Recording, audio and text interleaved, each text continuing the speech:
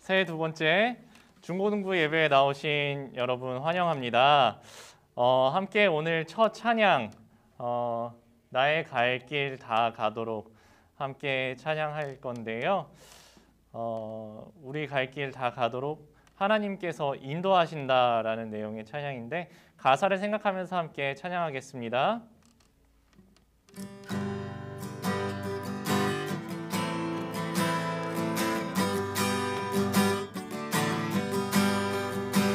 나의 갈 길 다 가도록 예수 인도하시니 내 주 안에 있는 긍휼 어찌 의심하리요. 믿음으로 사는 자는 하늘 위로 받겠네. 무슨 만나든지 만사형통하리라. 무슨 일을 만나든지 만사형통하리라. 나의 갈 길 다 가도록 예수 인도하시니 어려운 일 당한 때로 족한 은혜 주시네. 나는 심히 고단하고 영혼 매우 가라나. 나의 앞에 반석에서 샘물 나게 하시네.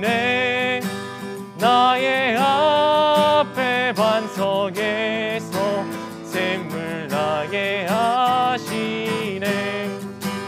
나의 갈 길 다 가도록 예수 인도하시니 그의 사랑 어찌 큰지 말로 할 수 없도다. 성령 감화 받은 영혼 하늘 날아갈 때에 영영 부를 나의 찬송 예수 인도하셨네. 영영 부를 나의 찬송 예수 인도하. 3절 다시 찬양할게요.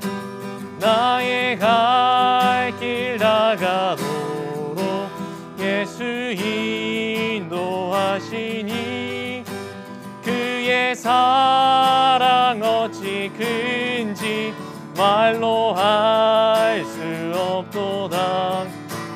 성령 감화 받은 영혼 하늘 날아갈 때에 영영 부를 나의 찬송 예수 인도하셨네. 영영 부를 나의 찬송 예수 인도하셨네.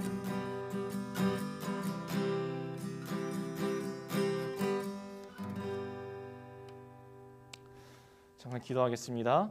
사랑의 주님, 저희가 하나님 앞에 나왔습니다.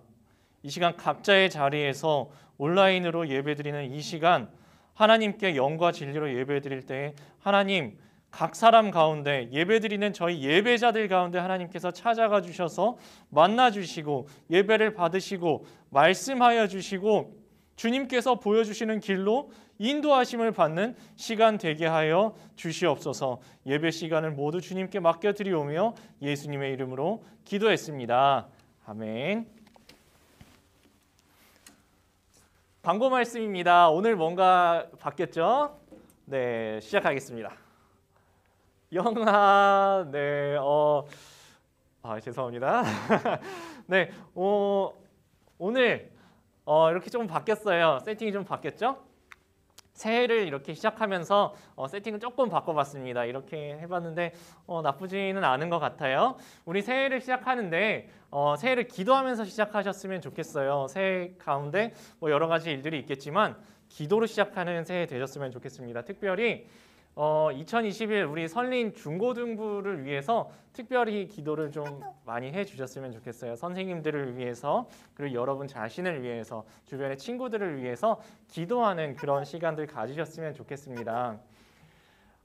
우리 코로나 방역 수칙을 잘 지키면서 영상 예배를 드리고 있습니다. 각자의 삶의 자리에서도 방역 수칙을 잘 지키면서 건강 잘 지키는 그런 새해 되셨으면 좋겠습니다.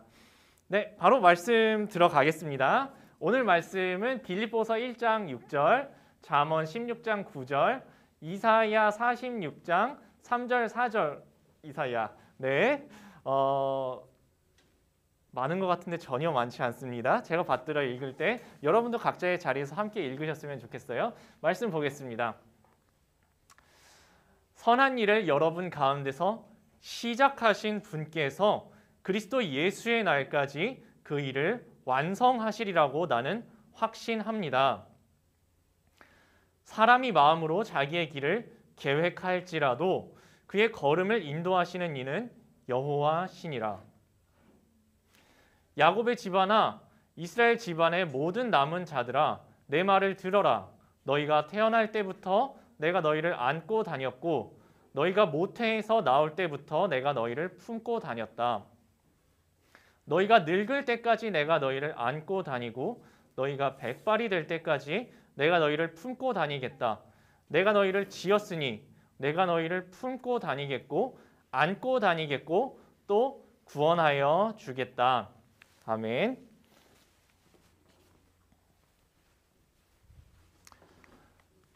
네, 오늘 말씀 제목은 내 인생은 어떻게 될까요? 내 인생은 어떻게 될까요? 라는 제목의 말씀인데요. 한번 들어가 보겠습니다. 새로운 목사님 어떤 사람인지 아직 얼굴로 직접 마주하여 보지는 못하셨을 거예요. 대부분 이렇게 영상으로만 만나고 있는데 저 사람 도대체 어떤 사람이지? 어떤 분인지 자 한번 대충 한번 알아보는 시간을 가져볼까요? 너무 한꺼번에 많은 거 알려주면 조금 그러니까 오늘은 한 가지 이야기해 보도록 하겠습니다. 저는 은근 이 부심이 있어요. 저는 은근 땡땡 부심이 있다. 뭘까요? 저 목사님 약간 이런 부심이 있나? 저런 부심이 있나? 네, 저한테 뭔가 어떤 부심이 있어요. 제가 가지고 있는 부심이 있는데 자, 3초 동안 생각할 시간을 드리겠습니다. 3, 2, 1. 네, 생각해 보셨나요? 머릿속에 떠올려 보세요. 정답이 나옵니다. 정답은 뭐냐 하면 저는 은근히 촌놈 부심이 있어요. 촌놈 부심. 되게 특이하죠? 제가 촌놈 부심을 가지고 있어요. 이거는 제가 어렸을 때 10살 때까지 제가 살았던 그 동네의 사진이에요. 여기 혹시 보이시나요? 이게 교회 종탑이에요.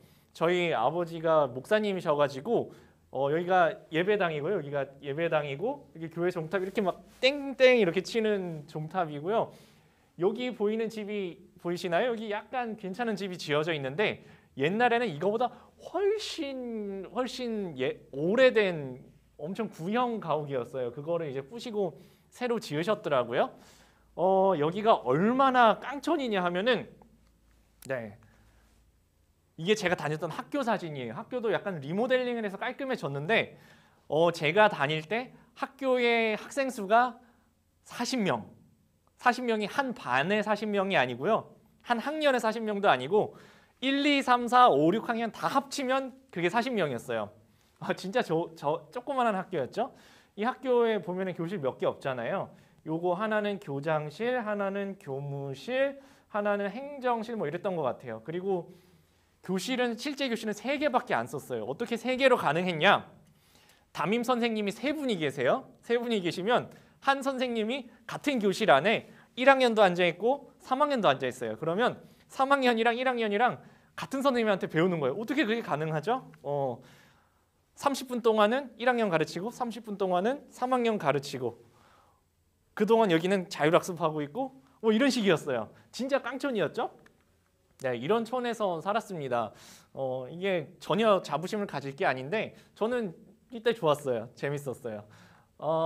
제가 얼마나 촌놈이냐 하면은 지하철을 몇 살 때 처음 타봤을까요? 네, 일단 두 글자인 거 보니까 9살 때까지는 타본 적이 없어요. 지하철이 뭔지도 몰랐고요.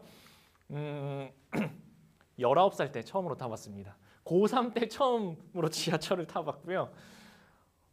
저는 부평이 인천인 줄 얼마 전에 알았어요. 우리 교회 오면서 저는 부평이 신 줄 알았어요. 부평이라는 이름은 들어봤는데 부평이 신 줄 알았는데 인천이더라고요.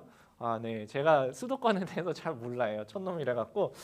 네, 그런 사람입니다. 근데 제가 어렸을 때 저희 동네가 워낙 작으니까 동네에 뭐가 없어요. 이발소도 없고 빵집도 없고 짜장면집도 없고 피자집, 치킨집, 햄버거집 아무것도 없어요. 아무것도 없고 그냥 구멍가게 2개 있었는데 너무 깡촌이라 갖고 저는 뭐 아무것도 모르고 그냥 진짜 저희 동네에는 꿩 날라다니고 매 날라다니고 막 애들은 활 쏘면서 놀고 저희 집에 이거 얘기하시면 안 믿으실 것 같은데 저희 집 옆에 제가 어렸을 때까지만 해도 소로 밭 가는 집이 있었어요. 소로 밭 가는 집이.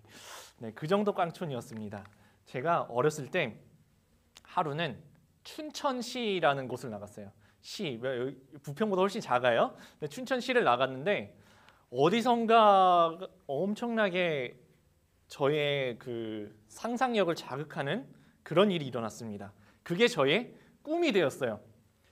뭐였냐 하면은 빵집. 저희 동네 빵집 없어요. 빵집 구경도 못 해봤는데 춘천에 가니까 빵집이 있는 거예요. 그 향기로운 냄새 아시죠? 빵집 지금 막 빵 구울 때 아침에 가면은 나는 그 냄새, 빵집 냄새. 제가 빵집 향기를 딱 맡고서 와, 이건 환상이다. 어떻게 이런 향기가 날 수가 있지? 제가 그 자리에서 진짜 한 1시간 가만히 서 있었던 것 같아요. 그 냄새 맡으면서 너무 좋아갖고 집에 가기 싫었었는데 그 빵집에 부모님이랑 같이 들어가가지고 빵을 사 담았죠. 먹었습니다. 야, 이거는 지상에서 나올 수가 없는 향과 맛이죠. 제가 그때부터 꿈을 정했습니다. 나는 어른이 되면은 빵집 사장님이 돼야겠다. 나는 빵집 사장님이 되어야겠다. 저는 그때 굳게 결심을 하고서 나는 빵집 사장님이 돼서 아침에도 빵 먹고 점심에도 빵 먹고 저녁에도 빵 먹고 먹고 싶은 빵 아무거나 다 구워 먹어야겠다 라고 생각을 했었죠.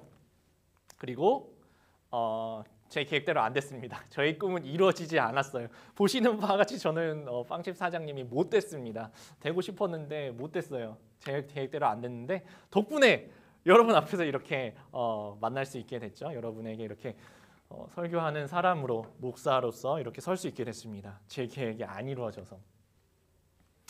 우리 삶이 이래요. 우리 삶 계획대로 되는 것 같은데 계획대로 다 안 돼요.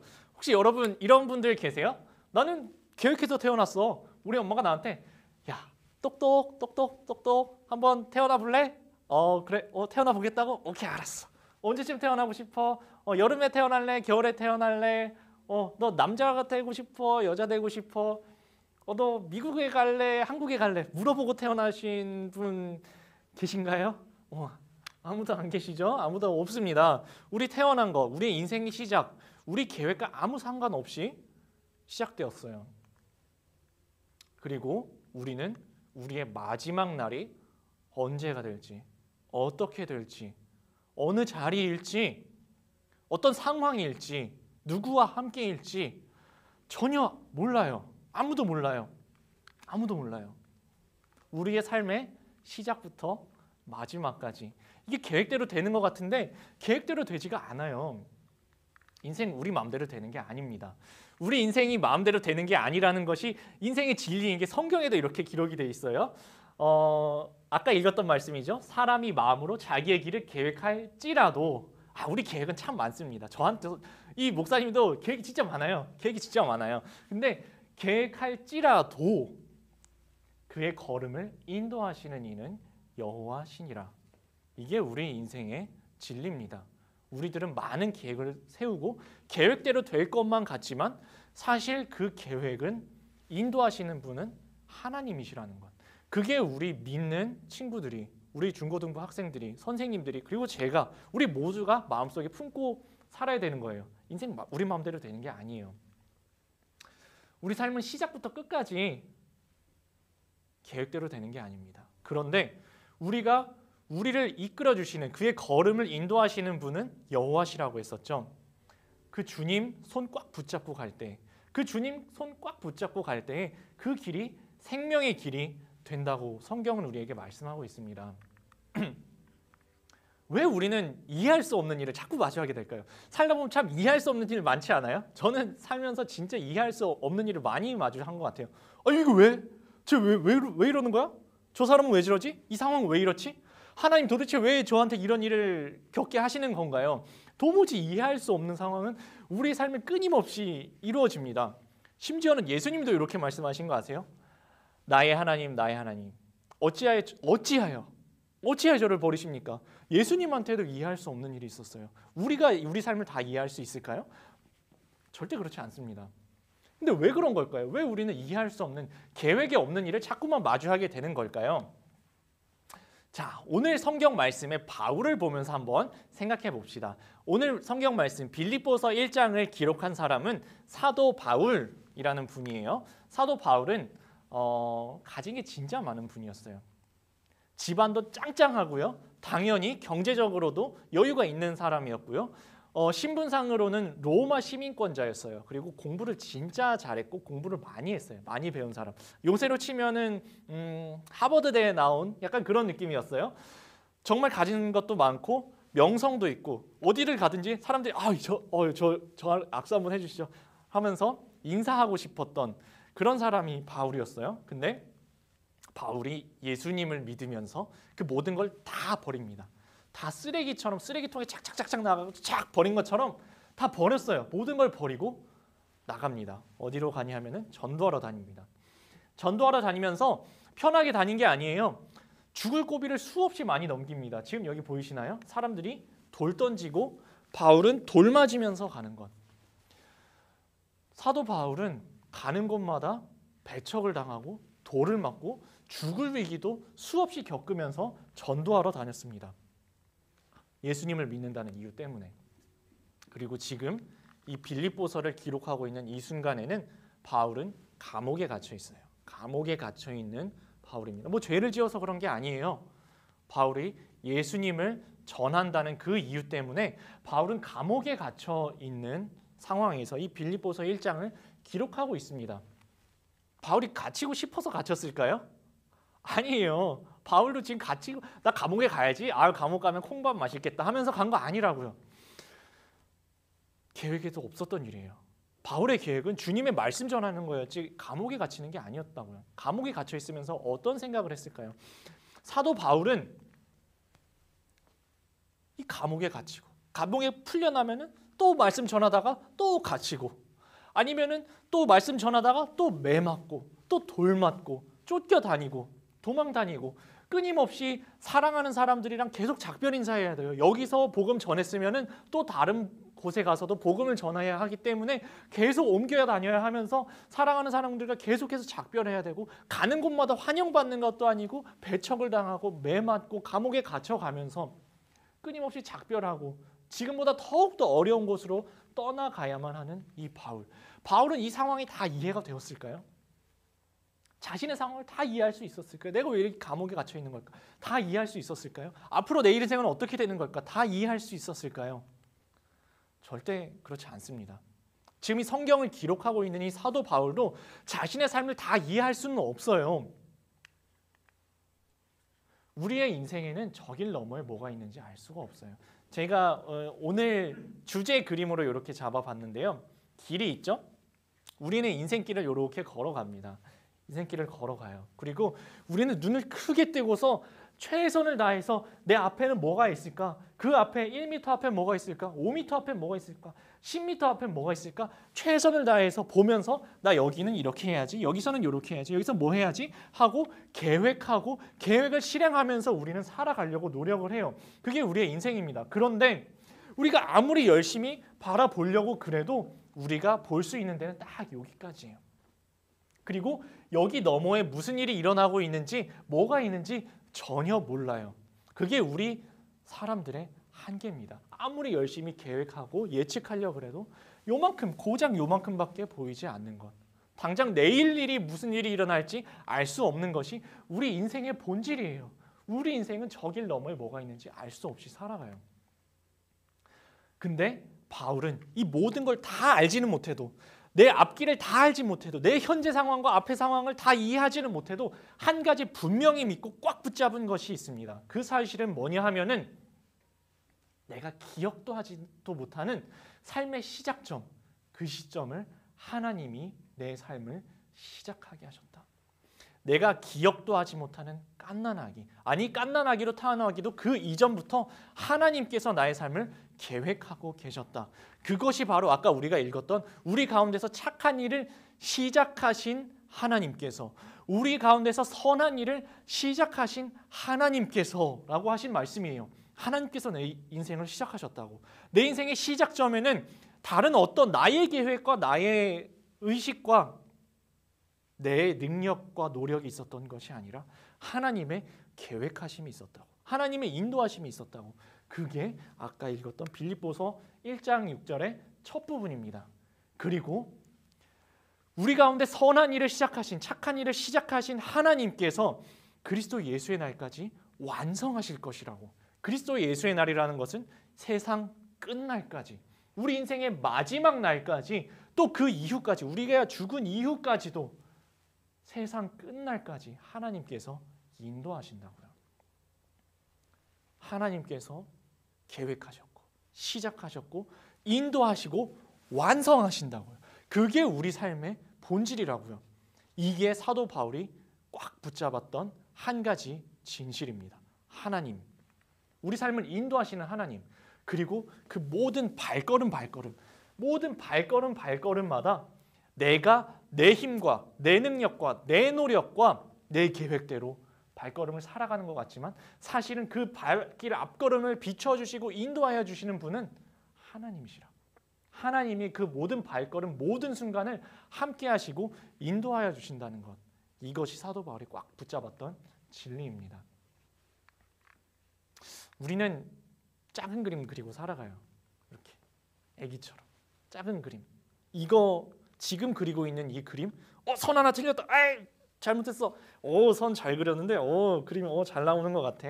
우리는 큰 그림을 그려봐야 이 종이 한 장, 우리 이 종이 한 장이 잘 되면 우리는 잘한 것 같고, 이 종이 한 장이 잘못되면 우리는 낙심하고, 우리는 작은 그림을 그리며 살아갑니다.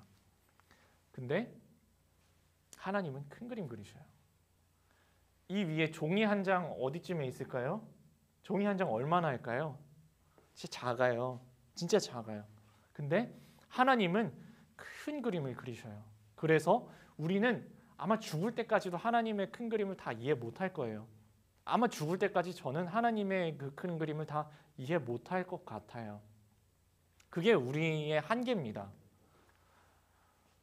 하나님이 우리를 사랑하신다고 하는데 왜 삶의 상황들, 하나님 저 사랑하신다면서요, 저 인도하신다면서요, 저 앞을 계획하셨다면, 그럼 하나님 그럼 지금 계획적으로 저한테 이렇게 하신 거예요? 하나님 왜 이해할 수 없는 상황을 저한테 지금 주신 거예요? 우리는 하나님 사랑하신다는데 나한테 왜 이런 일이 일어나지? 이해할 수 없는 일이 참 많이 일어납니다. 이해할 수 없는 일이 일어나는 이유, 이 일어나는 일들을 차마 이해할 수 없는 이유는 그거예요. 우리가 그리는 그림은 참 작은데 하나님이 그리시는 그림이 너무 크기 때문이에요. 우리들의 작은 눈으로는 하나님의 큰 계획을 다, 그 인도하심을 이해할 수가 없는 거죠.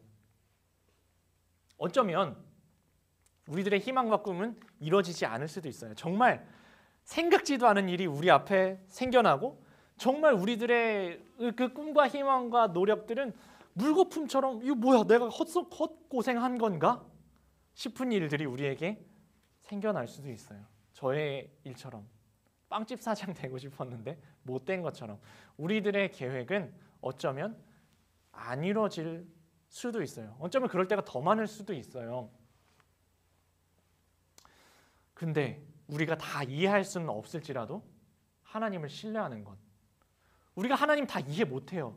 하지만 믿는 것, 우리가 하나님 다 이해할 수 없어요. 하지만 그래도 하나님 손 꽉 붙잡고 그래도 순종하면서 따라가는 것, 그것이 우리의 믿음입니다. 이 상황들이 하나님이 늘 함께 하신다면서요. 여기는 발자국 2개밖에 없는데 하나님 우리 버리신 거 아니에요? 떠나신 거 아니에요?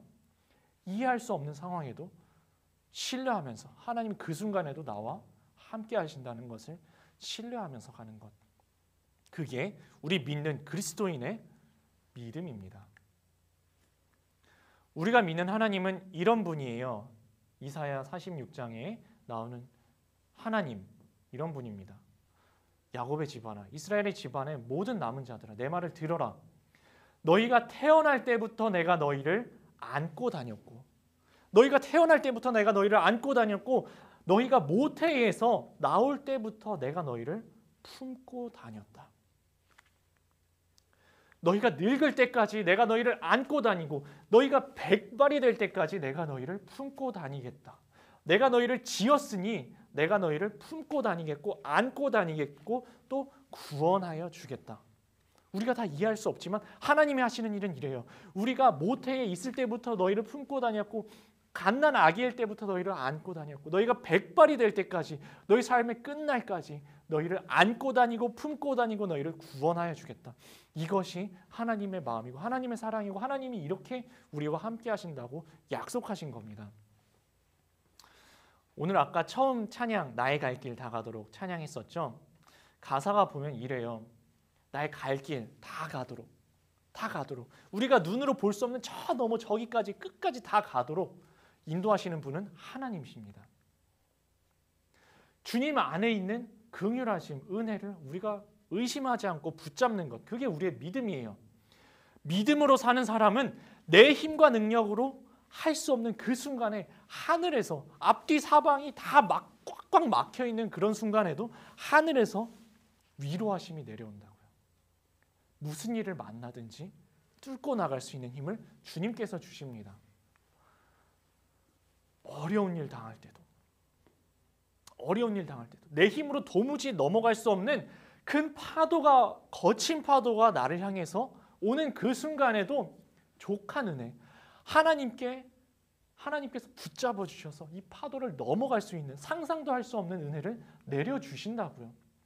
내가 진짜 사막 한가운데에서 고단하고 피곤하고 목마른 그 순간에 아무도 나를 붙잡아 주지 않는 것 같은 좌절스러운 상황에서도 앞에 바위, 큰 바위, 도무지 물이 나올 수 없는 그런 상황, 그 바위, 반석은 바위예요. 바위에서 샘물이 나온다고요.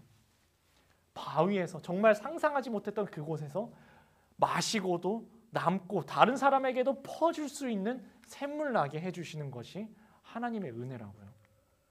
그래서 영영 부를 나의 찬송, 하늘 날아가는 그 순간까지 우리의 찬양이 바로 예수님께서 인도하셨다라는 것. 우리 가사의 내용을 생각하면서 마지막 찬양 함께 부르겠습니다.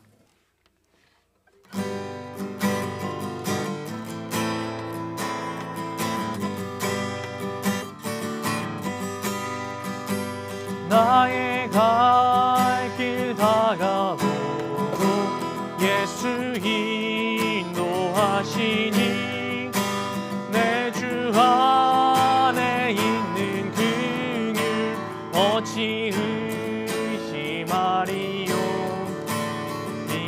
믿음으로 사는 자는 하늘 위로 받겠네. 무슨 일을 만나든지 만사 형통하리라.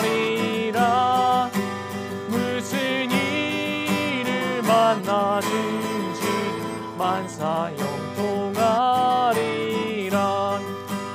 나의 갈 길 나가도록 예수 인도하시니 어려운 일 당한 때도 족한 은혜 주시네. 나는 심히 고단하고 영혼 매우 가라나. 나의 앞에 반석에서 샘물 나게 하시네. 나의 앞에 반석에서 샘물 나게 하시네. 나의 갈 길 나가도록 예수 인도하시니 그의 사랑 말로 할 수 없도다. 성령 감화 받은 영혼 하늘 날아갈 때에 영영 부를 나의 찬송. 예수 인도하셨네. 영영 부를 나의 찬송. 예수 인도하셨네.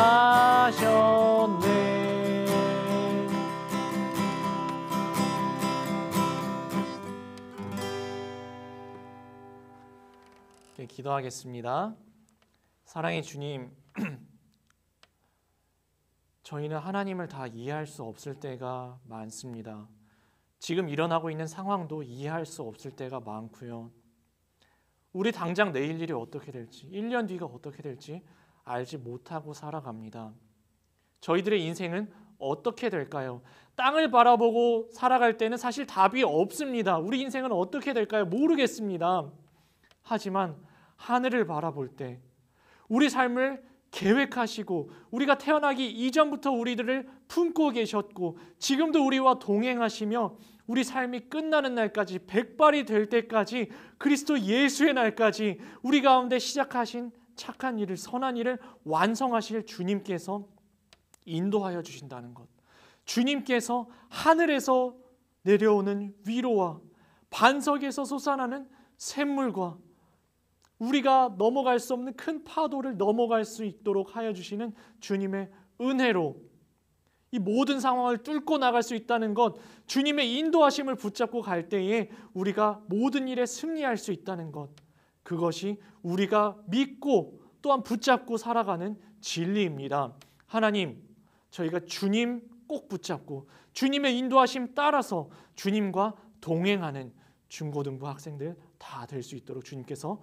붙잡아 주시옵소서. 성부, 성자, 성령의 은총이 우리 모두에게 함께 하시기를 간절히 축원하옵나이다. 아멘. 네, 예배 마쳤습니다. 영바 다음 주에 만나요.